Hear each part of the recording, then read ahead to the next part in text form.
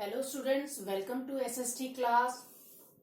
Today we are going to start the new topic of history lesson 2 from trade to territory, that is company officials become nabobs. Now before starting it, let me recall what you studied till now. You studied about East India comes east. In 1600 the East India Company got the right, or we can say charter, from the Queen Elizabeth I to do trade in East.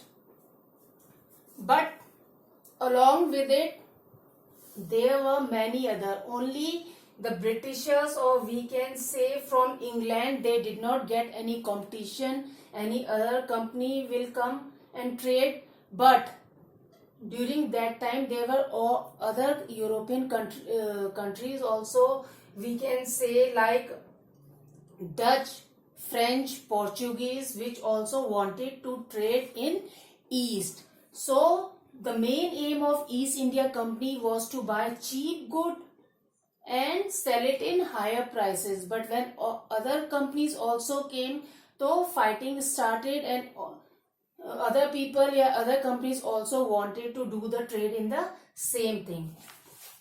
Next is East India Company began trade in Bengal. After Aurangzeb gave the right to the company to do business or trade in Bengal duty free without giving any revenue. So there were many Britishers, or we can say company, East India Company's officers, who also were doing their personal business.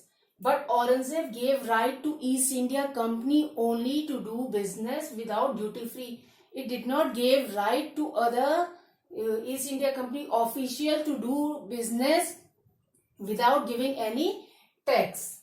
Now next is how trade led to battles. Now as the Britishers, we can say, or East India Company came to India as a traders, they want to do business, they want to buy in cheap or saste दामों में, they wanted to buy silk, cotton and spices like cardamom, clove, pepper, which were in great demand in European markets. So they used to buy these all things in cheap, सस्ते में खरीदते थे, and they used to sell it at higher prices so that it can make more and more profit.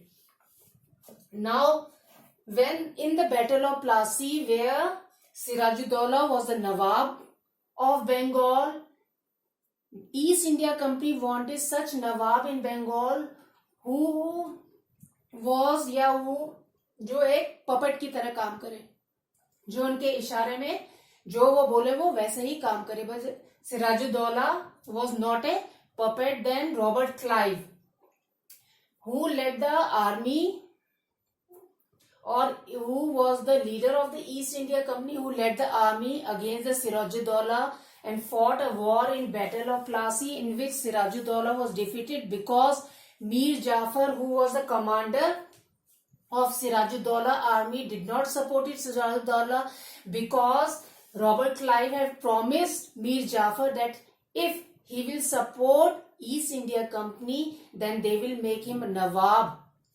So Mir Jafar supported Robert Clive and Sirajuddaulah was defeated, and at last he was assassinated. The meaning of assassinated, when higher dignitary or royal person or famous person is murdered or killed, is the word assassination is used.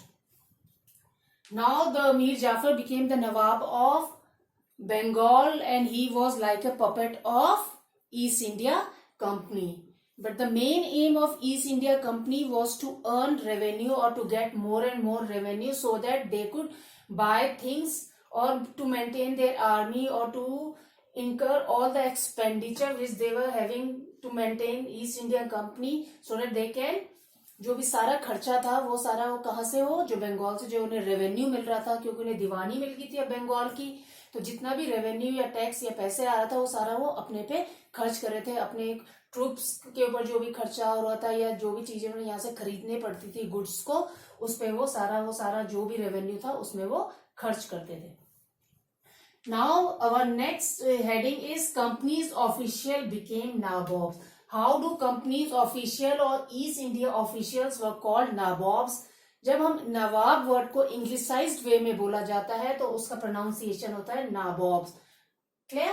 First, after Battle of Plassey, the actual Nawabs of Bengal were forced to give land and vast sums of money as personal gifts to company officials.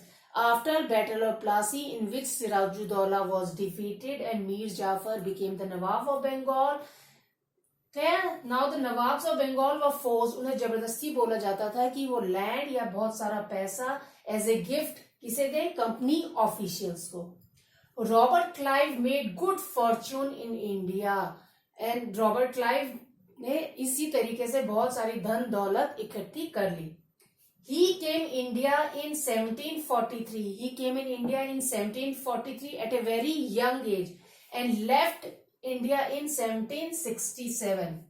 Till then उसने तब तक बहुत सारी धन दौलत जिसे कहा जाता है इकट्ठी कर ली थी. He was appointed governor of Bengal in 1764 and when he was appointed the governor of Bengal, he was also given जो भी करप्शन था ईस्ट इंडिया कंपनी को उसको देखने के लिए भी रिस्पॉन्सिबिलिटी किसको दे दी गई? रॉबर्ट क्लाइव को. पर रॉबर्ट क्लाइव पे खुद इल्जाम लगा, उस पर केस चला ब्रिटिश पार्लियामेंट से कि उसके पास इतनी सारी धन दौलत कहाँ से आई. पर जो केस चला वो केस वो जीत गया था क्योंकि उस पर कोई भी इल्जाम या सिद्ध नहीं हुआ था. But he committed suicide in 1774 and it doesn't mean कि रॉबर्ट क्लाइव was corrupt, पर ये कभी भी प्रूव नहीं हुआ. He was acquitted. उस पर इल्जाम कोई भी प्रूफ नहीं हुआ कि जो भी इतनी धन दौलत है उसने कहाँ से कैसे कलेक्ट करी. ये तो पता था कि इंडिया में उसे इतनी सारी धन दौलत इकट्ठी, पर वो प्रूव नहीं कर पाए कि ये इतना सारा पैसा उसने गलत तरीके से. But he committed suicide in 1774. It doesn't mean that all other officials were also corrupt.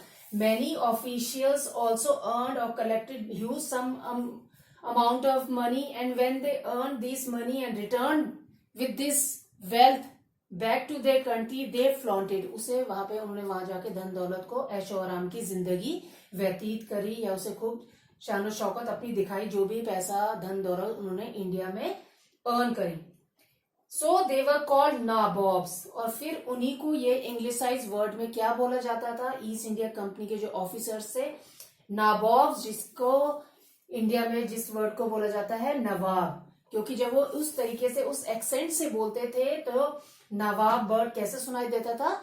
नाबॉब्स. तो आज हमने क्या पढ़ा है? Company officials became nabobs, which means nawab. Now next is how did East India Company expanded its rule in India? Company rarely launched a direct military attack on an unknown territory.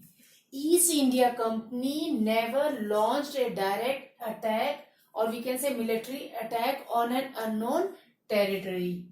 After Battle of Buxar in 1764,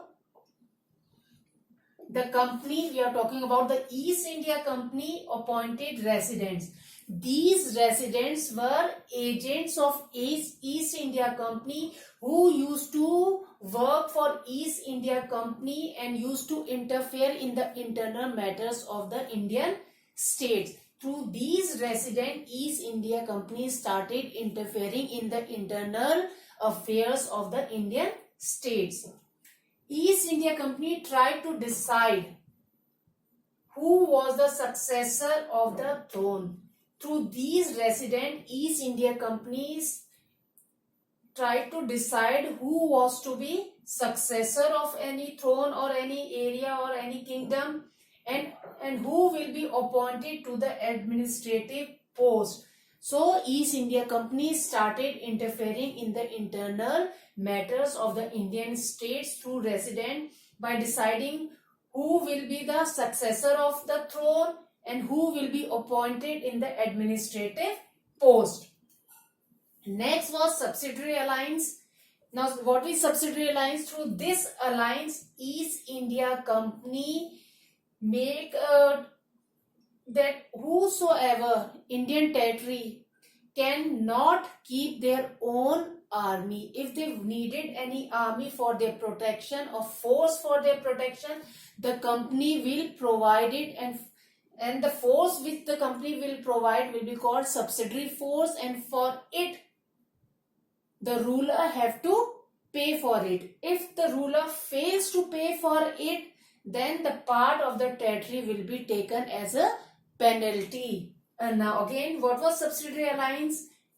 Through subsidiary alliance, East India Company did not give permission to the rulers of India to have or maintain their own army. If they needed forces for their protection, the company will provide them, and for it they have to pay. And if the rulers fail to pay, then their part of the territory will be taken as the penalty. So, due to the subsidiary alliance, Nawab of Awadh was forced to give half of his territory to the company in 1801. Due to this subsidiary alliance, Nawab of Awadh was forced to give half of his territory to the company in 1801 because he was unable to pay for the subsidiary forces which was provided by the East India Company. Same thing happened with the Hyderabad also. So these are the two headings which we discussed today. Company officials became nabobs and company rule expanded. How East India Company expanded its rule in India.